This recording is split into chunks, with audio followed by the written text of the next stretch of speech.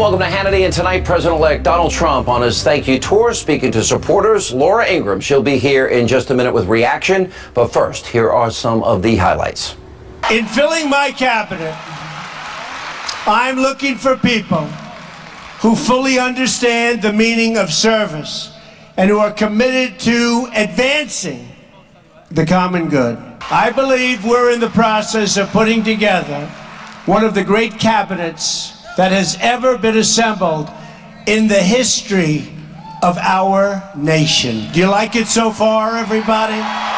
But to accomplish our goals, we must reject the failed approaches of the past. Government must stop listening to the special interests and start delivering for the national interest. It's time to deliver for you, the American people, just like Iowa delivered for me. Boy, did you deliver. Boy, did you deliver. The American worker built this country, and now it's time for American workers to have a government that, for the first time in decades, answers to them. We're going to answer to them. My plan begins with bold structural reform to create millions of really good paying jobs. Jobs. Whether it's agriculture, medicine, or military technology, we want the next generation of innovation and production to happen right here in America and right here in Iowa. You're going to be big beneficiaries. Big beneficiaries. First, on taxes. We're going to undertake one of the great tax reforms and simplifications in American history. It's got to be simpler. Too much work, too complicated. At the center of this plan is massive tax relief for the American middle class. Has been forgotten. Forgotten. Boy, did they come out and vote, huh? They came out and vote. And here now with reaction is Fox News contributor, of course, the editor of Life Z, and a nationally syndicated radio host. Laura Ingraham is back with us. Laura, I like the idea. You don't see many people. I remember Ed Koch always used to go out and thank people when he was the mayor of New York for their vote. I think the idea that you go out, not only thank them, but reassure them that what you promised during the campaign remains your agenda. You know, yes, ma'am, no, ma'am, yes, sir, no, sir. Yeah, I think it's a great idea. And I think at this moment, Sean, Trump has a real opportunity to begin to expand the base of the electorate that he attracted on Election Day by continuing to preach the gospel of prosperity, freedom, independence, sovereignty, the rule of law, as applied to everyone, regardless of your skin color, your ethnicity, where you came from. If you're an American citizen, if you're played by the rules, you're going to have a much better shot at having more money in your pocket, living a life in safety, and actually happiness if he does what he said he was going to do. And I think the reassurance is smart. I think he should keep doing this throughout his 4 and perhaps 8 years in office, and that'll drive the left crazy, but keep going into those areas where Republicans have traditionally had difficulty and continue to reassure and build on what he started. I'm going to do my opening monologue in the next segment, and that's about the collective left freakout, which is getting worse every day. But it seems like Barack Obama is jealous that he's not the center of attention, and apparently he's going to go out on his own tour, I guess, to try and steal the thunder from Donald Trump. I'm not sure exactly what he's going to brag on. It's certainly not going to be the number of additional millions of Americans in poverty and food stamps, or the lowest home ownership rate, or doubling of the debt, or Iraq, Afghanistan, China, Russia, or Benghazi. So I'm not sure what he's going to say. But he did take a shot again. Remember when he said Bible thumpers clinging to their guns, Bibles and religion, and that sort of thing? Here's what he said last night on CNN. There's a reason why attitudes about my presidency among whites in northern states are very different from whites in southern states. So, you know, are there folks whose primary concern about me has been that I seem foreign, the other? Are those who champion the birther movement, you know, feeding off of bias? Absolutely. So there is attitudes about my presidency from whites in northern states is different from whites in southern states. How do we interpret that? Sean, it's both preposterous and pathetic. The idea that you can't harbor a negative view of Obama's accomplishments or lack thereof without being a racist if you're living in the South and are Caucasian means that it's a different type of racism. And it's a different type of bias coming from the left. Again, they're always going to excuse failed liberal policies by trying to play some type of identity politics. And in this case, of course, it's the race card. This follows, of course, after people like Eric Holder, who also brought this up a few years back, that the criticism of Barack Obama was based in race. When young people, people in our generation, Sean, I don't care what color your skin is. If your policies work, if they respect the Constitution, they honor our time-tested values, they're going to work, and Americans are going to, like what you did. If you don't do that, doesn't matter where you came from, doesn't matter what color your skin, there are a lot of Americans who are going to be unhappy with that. That's what happened with Obama. They personally like him, think he's a good father and a good guy, but they don't like the direction the country's gone in. More divided, fewer jobs, more globalization, open borders, and all the rest. But the fall back on the race card, I guess you can't blame Bush anymore, so you just go with race. And stereotyping Southerners, that's just the oldest trick in the liberal playbook. And it's tired. It's just old and it's tired. But the problem I see for President Obama, and I'm speaking objectively, I always thought he was a radical, rigid, left-wing ideologue. He's never deviated from that. No sister soldier moment. The era of big government is over. The end of welfare. And as a result, there were people like us that were warning that statism, leftism, redistribution failed. His signature program, Obamacare, a disaster. There's no one economic statistic that I can point to that points to success. And I would argue that he played a big role in the election of Donald Trump because of those failed policies. Well, he's doing a refutation tour now, Sean. Yeah. He wants the historians to write the history of his administration the way he wants it written. And so it's about racism, it's about those awful Southerners, it's about rigid ideology, where I think you're exactly right. He never left the campus. He's still at Harvard University agitating. He's still back on the street corner in Chicago, community organizing. That's what his experience was. That's where he came from. And they always talk about how Trump hasn't evolved to be presidential. I think you can make the argument that Obama never evolved beyond the campus activist setting. He got stuck there and he never would leave it. There was no moment of recognition or self-reflection on maybe mistakes he made. Instead, it's always the other guy's fault. It's always Fox News, it's talk radio. Are you worried at all about Donald Trump meeting, saying good things about Obama, meeting with Al Gore, Rombo Deadfish, Mitt Romney? Are you worried about him meeting with any of these people? Not if he stays true to his campaign promises, his policies, the bedrock of restoring freedom and the rule of law, sovereignty, economic prosperity. He has to stick to those core principles. It doesn't matter in the end with whom he meets if he does the things that he said he was going to do. And I think there's always going to be compromises necessary, but those core values that he ran on and that he won on, he's got to stick to that. Yeah, agreed. And I think a lot of people are going to be watching very carefully, and I think people are hopeful for good reason. All right, Laura, always good to see you. Thank you so much for being with us. Appreciate it.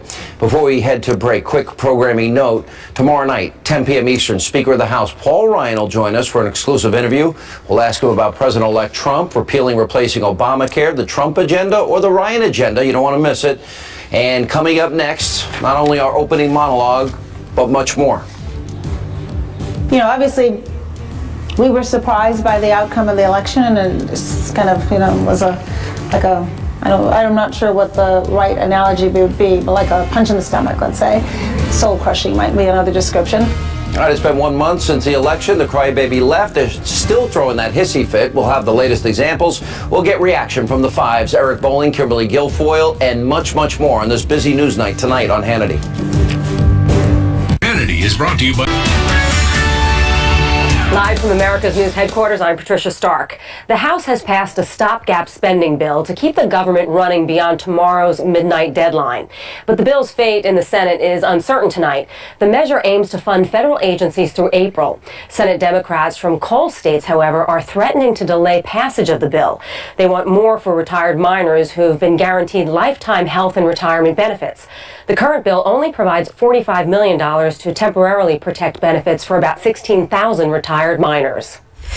He's being remembered as a national hero. John Glenn earned that title back in 1962 when he became the first American to orbit the Earth as a member of the original Mercury 7 astronauts. He later served his nation as a Democratic senator from the state of Ohio. John Glenn died there today. He was 95. I'm Patricia Stark, and now back to Hannity.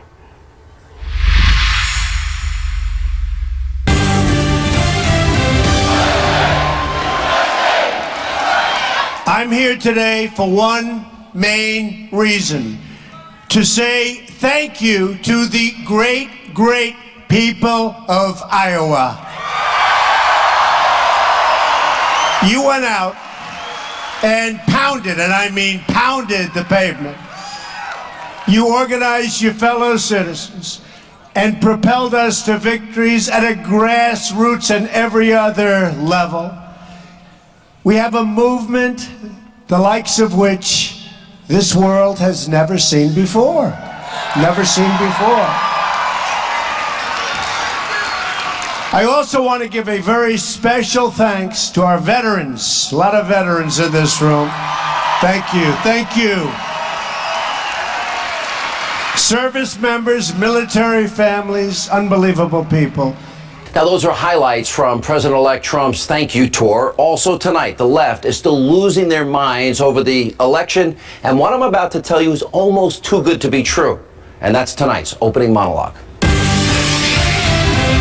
All right, so this collective freakout from the crybaby left is now reaching mind-numbing levels. Now, let's go through the very latest, most ridiculous examples. Now, according to the Washington Free Beacon, well, the public relations company founded by CNN's radical Van Jones, they're working with Republican Electoral College electors who plan on voting against Donald Trump on December the 19th. New York Times Magazine says that the Trump victory is so devastating to liberal women in Washington, D.C., that they're now cutting their hair and dyeing it as black as they possibly can because they want to feel empowered in order to oppose President-elect Trump. And that's not all. The Washington Post, they ran a story of what crybaby lefties are now calling the Trump 10. You know, you send your kids off to college, they gain 10 pounds their first year. Well, Clinton voters are apparently so upset, they're blaming Trump because they're gaining weight. And Cosmopolitan magazine, they put out an article with this headline, quote, "I haven't had sex in weeks and I blame Donald Trump." And of course, over at The View, we have Joy Behar and others. They've been losing their collective minds over the election. It's like they've got 3 Rosie O'Donnells. Take a look. One smart person said that they think that what's going to really happen is the Republicans are going to turn on him, and Pence will eventually start doing the presidency. What do you think about that? I mean, it was just a guess. Watch your uterus. That's all I'm saying. Yeah, but this new administration is bringing in something we haven't seen in a long time. Mental illness. And that is... Sorry, go ahead. I couldn't control myself. Sorry. Ladies, your uteruses will be fine. Then there's President Obama's close advisor, Valerie Jarrett. And here's what she said about the election outcome. Poor woman. You know, obviously, we were surprised by the outcome of the election, and it's kind of, you know, was I'm not sure what the right analogy would be, but like a punch in the stomach, let's say. Soul crushing might be another description. So very sad. And of course, left-wing Hollywood, they can't take it either. In an interview with The Hollywood Reporter, Tina Fey is claiming that President Trump will turn the country into Nazi America. And under uber-liberal Michael Moore, well, he's saying Republicans are going to bring about an onslaught of suffering from day one. Watch this. The majority of Americans, let's say it again, wanted Hillary Clinton.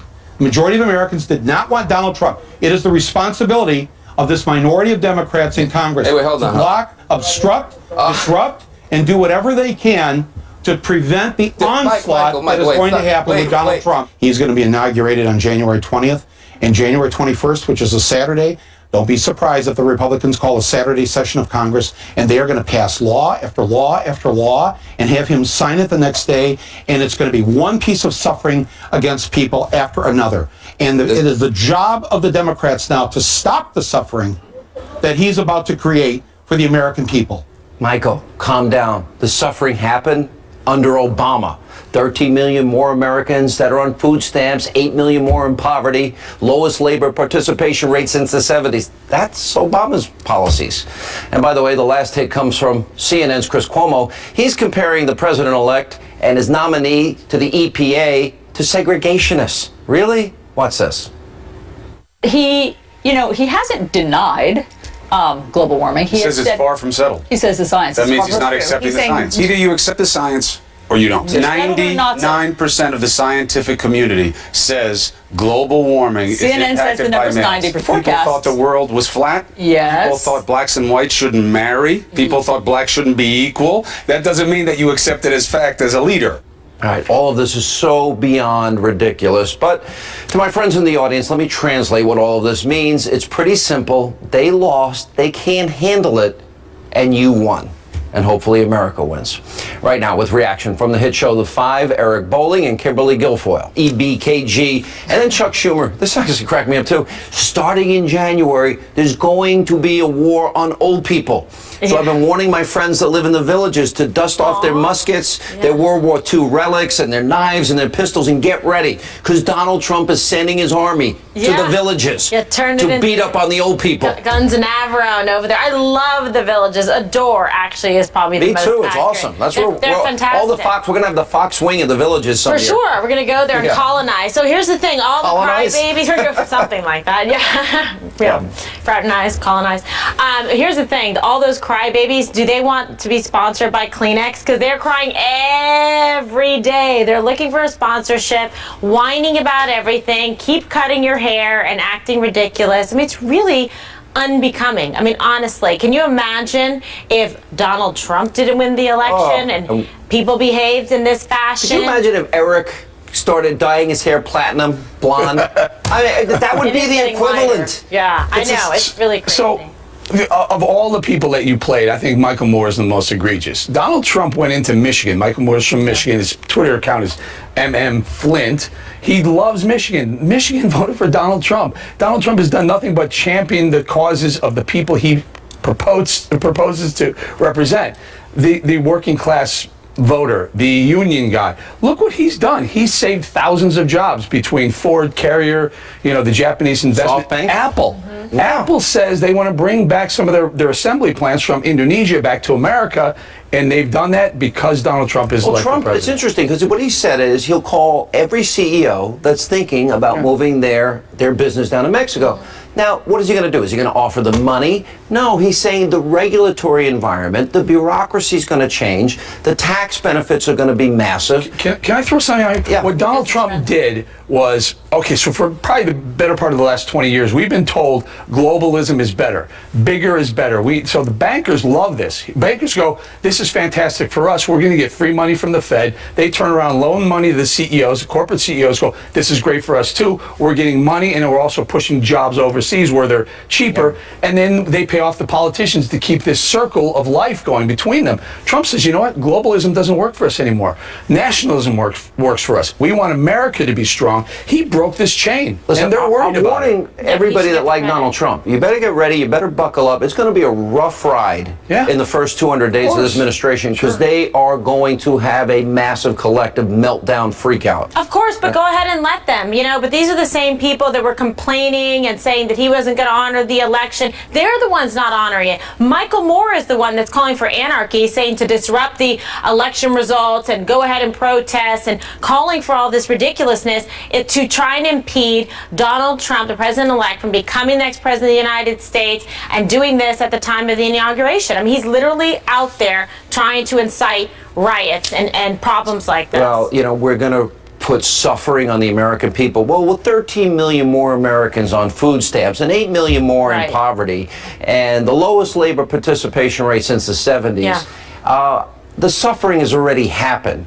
Undoing the mess is what this is going to be about, not creating suffering. Suffering was created by liberal rule in democratic cities across this country, and they are the ones that are worse off, and that's why Donald Trump said, what do you have to lose? All right, coming up next tonight on Hannity. Maybe, the choice of words weren't the best, but the ultimate message was the same. He didn't tell the truth. All right, Carrier's union boss continues to call President-elect Trump a liar, even though Carrier did in fact confirm over 1,100 jobs are slated to stay in the U.S. after Trump's efforts. Anthony Scaramucci and the one and only Lou Dobbs join me next with reaction, and also later tonight. It started with the hands up, don't shoot lie that was propagated by every mainstream liberal media across this country. The New York Times, the Washington Post, the LA Times, the Chicago Tribune. Milwaukee County Sheriff David Clark is calling out the mainstream media for the blatant double standard in reporting so-called fake news. Sheriff Clark will join us to explain on this busy edition of Hannity. Straight ahead. It's our saying that the president-elect lied his blank off that got him to go after you on Twitter. Do you regret saying that? No, I do not. Maybe, the choice of words weren't the best, but the ultimate message was the same. He didn't tell the truth. He inflated the numbers, and I called him out on it. President-elect Trump is coming under attack from a Carrier union boss who continues to call him a liar over comments about saving jobs at the company's Indiana factory. Now, the president-elect, he took to Twitter to respond, saying the union didn't do anything to try and save those jobs, but let's set the record straight. Now, Donald Trump did not lie. He said the company would be saving 1,100 jobs, which is what Carrier put out in a statement saying, quote, "We are announcing today that Carrier will continue to manufacture gas furnaces in Indianapolis in addition to retaining engineering and headquarters staff, preserving more than 1,000 jobs." With reaction, the author of Hopping Over the Rabbit Hole, a New York Times bestseller, Trump Transition Team Executive Committee member Anthony Scaramucci, longest intro in history, and from the Fox Business Network, everybody knows him, Lou Dobbs. So the bottom line is, look, I love that deal, but I think I love the deal where the guy from the bank and from the group was Masayoshi-san. Yeah, I mean, $50 billion, 50,000 jobs. Yeah. Lou, you've been in business a long time. It's an incredible, incredible validation of what Donald Trump is bringing to his new presidency. I mean, when you have people coming to him talking about direct investment, we can't get corporate America over the course of the past decade to bring back $2.5 trillion that they've got in overseas profits in offshore banks to invest in this country. And here is Masha coming with money and ideas. And ideas. Add to that, U.S. Steel is now saying they want to bring back 10,000 workers. So it seems to be a domino effect here. But also, Sean, think about this. We're going to cut the tax rate from 35% to 15%. And so you won't have to do a deal-by-deal thing. You're going to just lower the boom on everybody and make America so much more attractive to invest in. So that's the key thing. Plus the regulation, Sean. And he's not, what is he promising? He said he'd also call any other company that wanted to leave the U.S. What is he promising? Get rid of the burdensome regulation, lower the corporate tax rate. Make it more attractive to be here. Allow the repatriation money to come in. But with an important quid pro quo. Right. That you don't ship away middle-class jobs, that you do not arbitrage labor rates, that you end this absolute hemorrhaging of our middle class, which has been shrinking for the past 15 years rather than growing. Under President Trump, this will be reversed so long as he adheres to talking to any CEO who is thinking about shipping a job or a plant overseas because of labor rates. All right, let's add these calls to the 10% repatriation tax to multinational corporations bringing money back, to a 15% corporate tax rate, 7 brackets to 3. Then we'll add to that Obamacare. Won't that end up being like a tax rebate? No question. All right, add that to energy independence. Do we not have a formula for pretty significant growth. Will it reach 4%? Will it reach 4.5%? You can get 4% growth. You can double the economy in 18 years, and you solve all the entitlement problems. 4% growth gets you 18 years of a double in the economy. But the other thing, Sean, you're going to engage the middle and working class in the virtuous cycle of consumption. At the end of the day, working class people will be able to spend money, they'll have more disposable income, and that's where you'll get the growth. Why am I worried about one thing? $1 trillion. Paul Ryan couldn't answer the question on 60 Minutes. $1 trillion in infrastructure spending. We need to rebuild infrastructure, but we only really get 50 cents on the dollar if it goes through the bureaucracy in Washington, Lou. Would it be better to hand that money to an independent outside advisory group rather than those 535 guys that use it for power? Well, I think what would be better, in point of fact, is to have a targeted infrastructure plan with those federal dollars moving directly into the economy. We have seen enough of bridges to nowhere, roads to nowhere, and by the way, you get to keep the potholes, you get to keep all of the decaying infrastructure. Can I give you some comfort on that, though, because I'm working inside the transition? Yeah. I really do think we're going to have an asset allocation model and a cost-benefit analysis model that's very pay-as-you-go?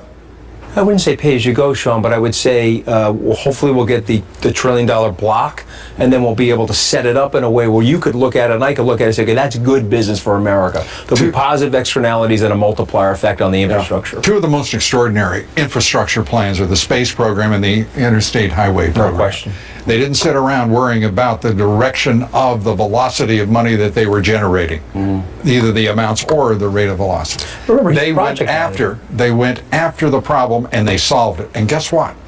The economics and the finances follow. You do not, I mean, we've got a bunch of so-called wonks in Washington. And by the way, these are the most dangerous people in Washington as far as I'm concerned. I agree with you. They're standing between people of action and achievement. All right. Trump will reverse that. He's a project manager. That's the key. Every night on the Fox Business Network. Anthony, good to see you too. Congrats on the book. Up next tonight on this busy news night here on Hannity. It started with the hands up, don't shoot lie that was propagated by every mainstream liberal media across this country. The New York Times, the Washington Post, the LA Times, the Chicago Tribune. Sheriff David Clark exposing the mainstream media and their hypocrisy over, quote, fake news. Remember, hands up, don't shoot? That was a lie. He'll be along with Eric Guster. We'll debate that issue. Also later, President Obama is not telling the truth about the rise of ISIS. Dr. Sebastian Gorka is here later to respond to that and much more. Straight ahead. Welcome back to Hannity. So a good friend of the show, Sheriff David Clark, he made waves when he called out the hypocrisy of the mainstream media over fake news, tweeting, quote, fake news was born in August 2014 in Ferguson, Missouri, when the MSNBC, mainstream media, the New York Times, Washington Post, CNN, all propagated the hands up, don't shoot lie. Now here are just a few examples that he mentioned. Take a look. Outrage in Ferguson, Missouri today after police shot and killed an unarmed teenager Saturday afternoon in broad daylight. The kid body jerked as if he was hit from behind, and he turned around and he puts his hands up like this, and the cop continued to fire until he just dropped down to the ground and his face just smacks the concrete. So when he turned and faced him and put his hands up, was he standing still at that point? Yes. Thousands of Americans are marching in New York and Washington and across the country, demanding a justice system that applies the same to everybody and honors our values. And we want you to know that our hearts are out there marching with them. Oh, they all had their hands up. Don't shoot. All this began when the mainstream media took the word of Michael Brown's friend when he gave his version of the shooting that day back in 2014. Watch this. His weapon was already drawn when he got out the car. He shot again, and once my friend felt that shot, he turned around and he put his hands in the air, and he started to get down, but the officer still approached with his weapon drawn, and he fired several more shots, and my friend died. Joining us now, Milwaukee County Sheriff David Clark, trial attorney, political commentator Eric Guster. That was the guy that was with Michael Brown, Sheriff, when he robbed and intimidated the clerk before they were confronted by the police officer. Isn't that true? And then the media took that lie and they ran with it without any fact checking. There were a number of people in the trial that ended up or when they had the grand jury that ended up saying, didn't happen that way. They said he charged the officer, he engaged the officer, tried to take the officer's gun. And that's why Darren Wilson was never indicted, right? Well, it's why I said, Sean, that fake news has a birthplace and a birthday, August 9th, 2014, when this widely held false belief of hands up, don't shoot was propagated by the media. They went down there and fit their narrative. Think about what happened off that fake news, Sean. It changed America. This anti-police sentiment rose out of this. This, what I call the bastard child of hands up, don't shoot, Black Lives Matter, grew out of this thing. It swept the country. There are people to this day, Sean, who believe that Mike Brown had his hands up and was walking away with his back turned to Darren Wilson when Darren Wilson shot and killed him. In fact, we all know that's a lie. And only one Washington Post writer had the character, had the integrity to admit that it was a lie. I think it was Jonathan Capehart is his name, who wrote an op-ed and said, yeah, we got hoodwinked on that thing. It was embarrassing for this industry, and he had the courage to do it. But to this day, no other media outlet has done it.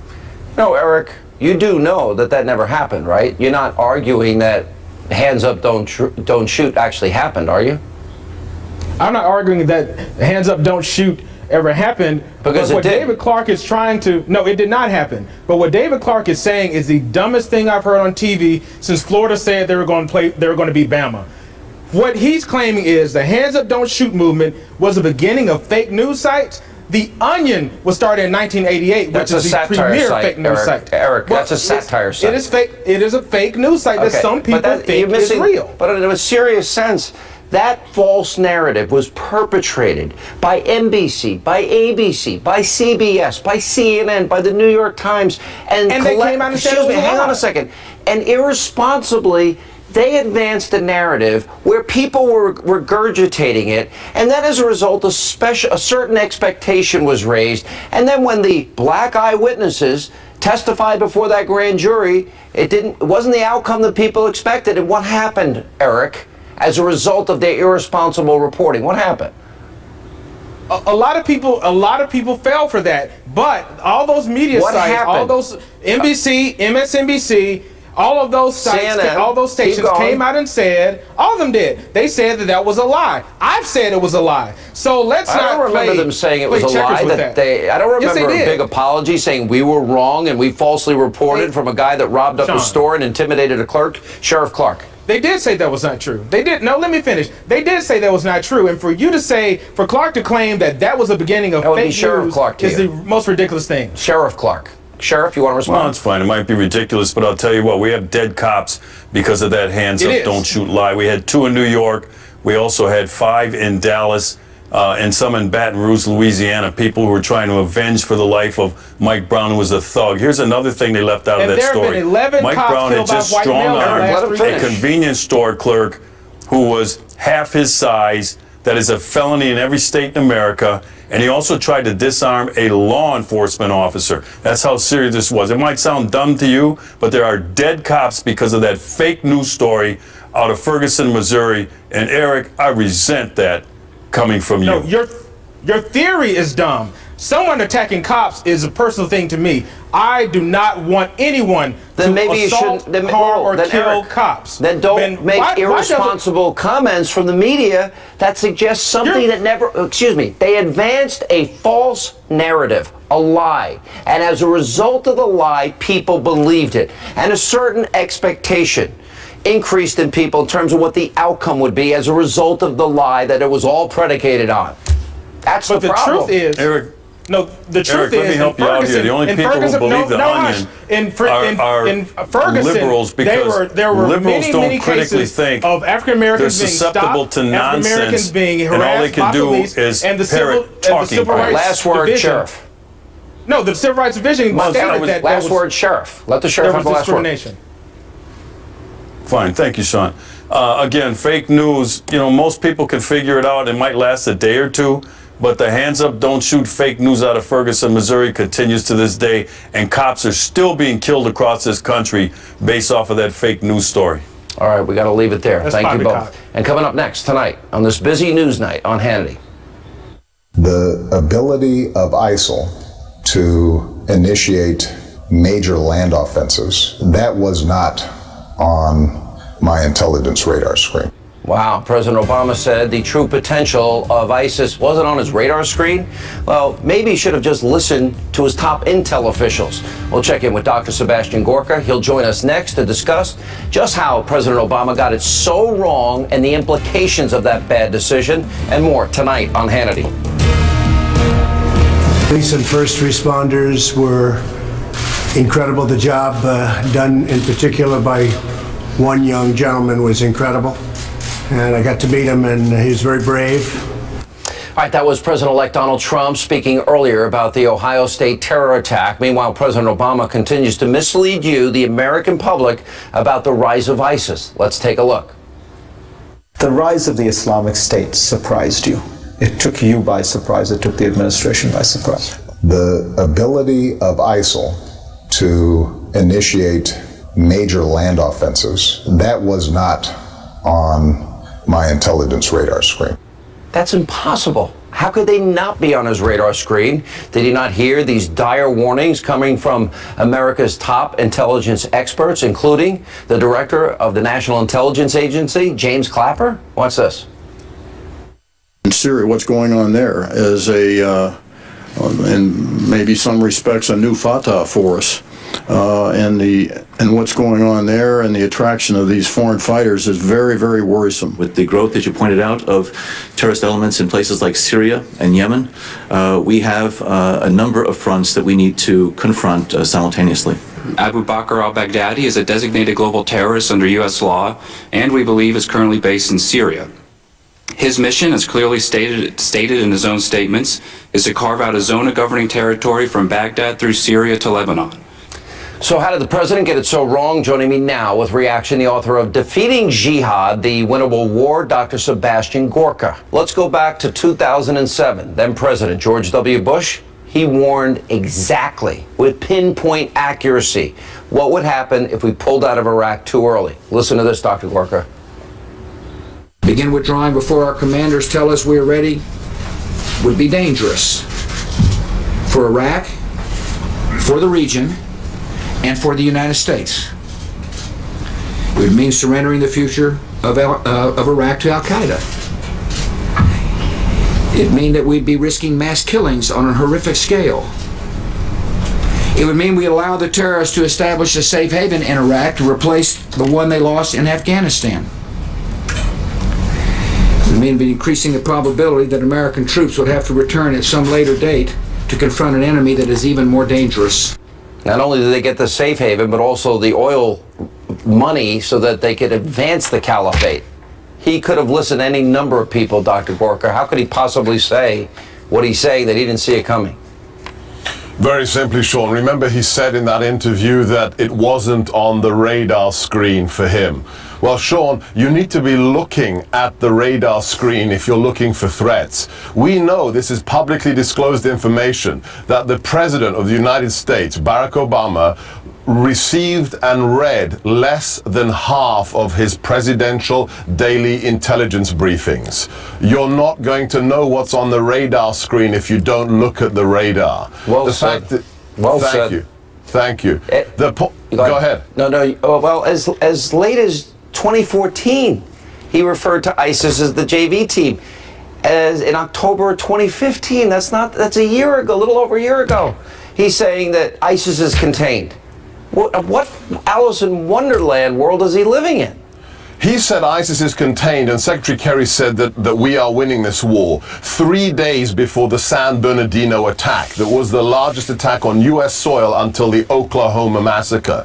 The fact is, this administration has allowed politics to trump national security and the safety of Americans. Remember, Sean, when this senator from Illinois that nobody heard of ran for president, he had a very simple bumper sticker. He said, Afghanistan is the quote-unquote good good war and Iraq is the bad war, which meant when he became president, he was locked in ideologically to ending the war in Iraq and pulling our troops out before we'd actually finished the job. He allowed his political commitment and his ideology to trump the actual execution of the mission. Because in my analysis of the history of war, you can only win by actually destroying the enemy. Removing your troops from the battlefield is not the definition of victory, but President Obama thinks it is. Did you meet with President-elect Trump, and is there any chance you might join his administration?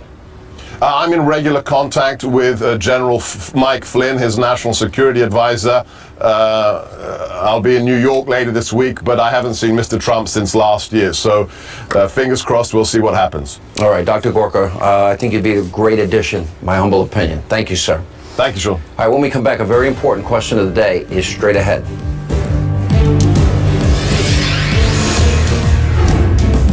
All right, time for our question of the day. Should the mainstream media apologize for spreading the fake news of hands up, don't shoot, that lie? What do you think? Go to Twitter, @Sean Hannity, go to Facebook, and of course, any other social media outlet you like. Quick programming note, tomorrow night, 10 Eastern, Speaker of the House Paul Ryan will join us for an exclusive interview, and we'll ask him about Donald Trump, repealing, replacing Obamacare, about immigration, about education, about repatriation, about all of those issues. Tomorrow night, 10 Eastern. That's all the time we have left this evening. Thank you for being with us. We'll see you back here tomorrow night.